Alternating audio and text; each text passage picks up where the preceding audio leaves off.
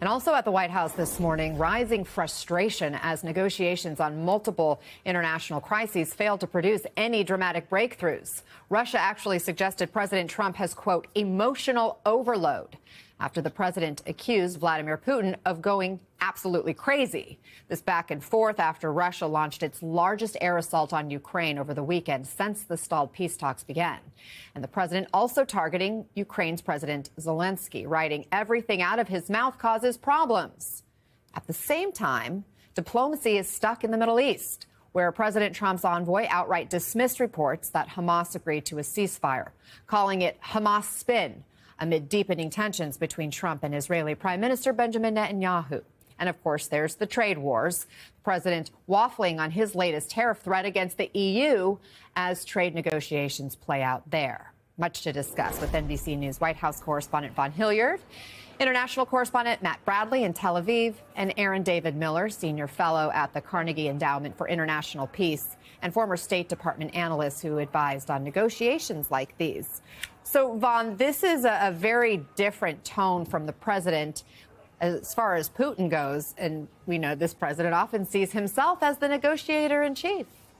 It's a different tone than what we've heard from Donald Trump for the last decade, Anna, one in which he has repeatedly deferred to Russian President Vladimir Putin and has exhibited trust in the Russian president's leadership and his willingness to collaborate or negotiate any sorts of deals with the United States and with specifically his White House. And that is why on Sunday, this social media post is noteworthy, because really for the first time we're hearing from the president of the United States, President Trump, specifically calling out President Putin as, quote, crazy, and notably suggesting that he believes that Putin wants to take over all of Ukraine, and that if he were to do so, quote, it will lead to the downfall of Russia. That is about the most explicit threat that we have heard from Trump in the direction of Putin if he does not agree to some type of a ceasefire, stand-down agreement with Ukraine. At the same time, there are no specifics in terms of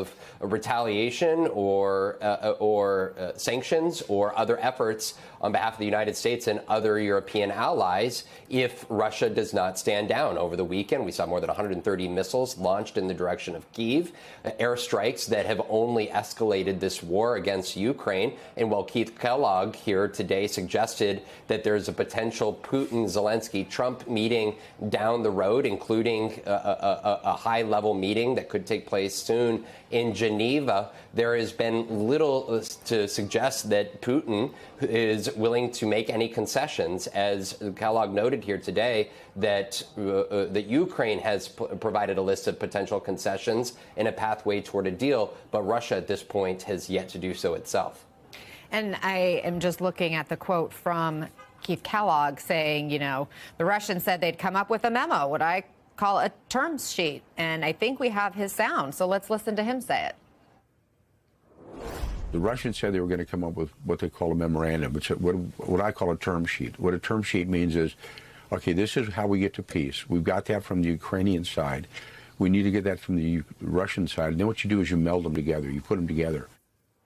So lots of back and forth with officials in both countries here in the U.S. from Keith Kellogg. That's the latest on the U.S. side. Aaron, Russia has said that this is all going to shift again when Trump sees that the EU is, quote, starting to sabotage his efforts for peace.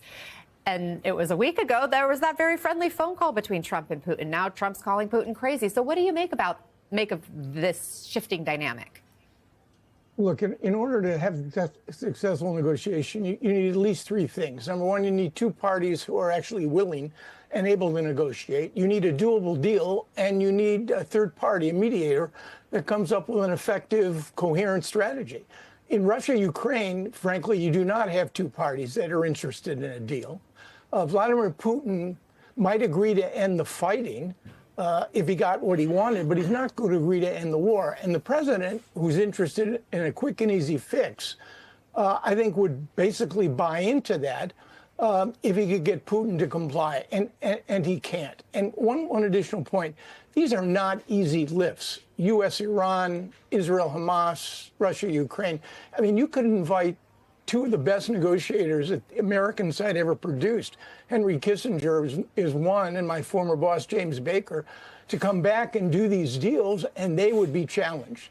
So again, negotiations require ample amounts of honey. You got to provide incentives, but they also require ample amounts of vinegar. You've got to be able and willing to pressure and to provide disincentives. The president doesn't have a coherent strategy when it comes to Russia-Ukraine, so the odds of doing a deal diminish accordingly. And Matt, let's talk about the latest there in the Middle East. Israeli Prime Minister Netanyahu is hinting that he could soon announce another possible hostage deal, but the IDF hasn't let up on its bombardment of Gaza. So where do those negotiations stand? That's right. And Steve Witkoff poured cold water on a Reuters report yesterday that said that Hamas had agreed to some sort of deal, the Witkoff plan. And in fact, our own Garrett Haake spoke with Steve Witkoff, and he said there is no Witkoff plan. So all of this looks like a kind of jerking back and forth. The family members of the hostages were very upset and released statements about Netanyahu, basically saying that there was going to be some sort of deal. He said this yesterday, that there could be a deal yesterday or today.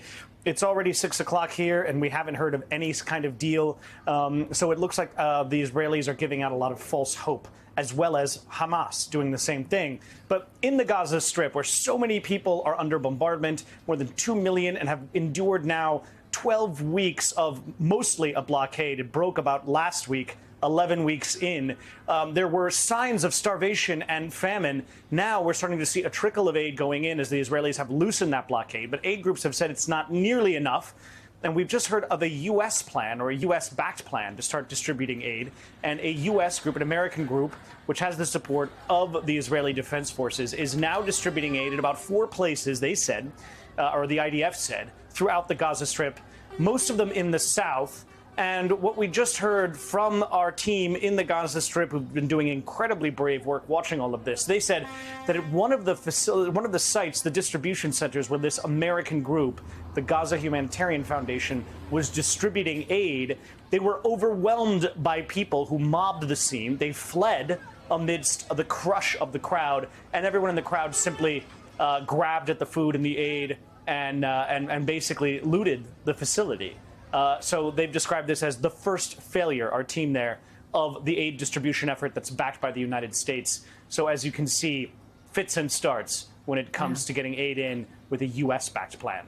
Aaron, this is all a delicate dance, very complicated one. At the core, these negotiations are existential, right? A short-term deal, is that more realistic than a transformative agreement?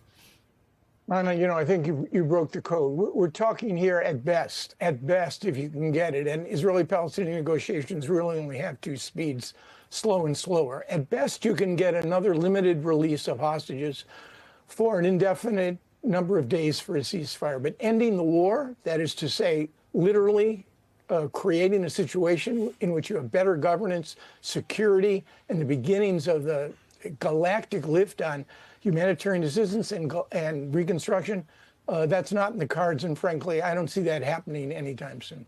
Aaron David Miller, Vaughn Hilliard, Matt Bradley, thank you all very much.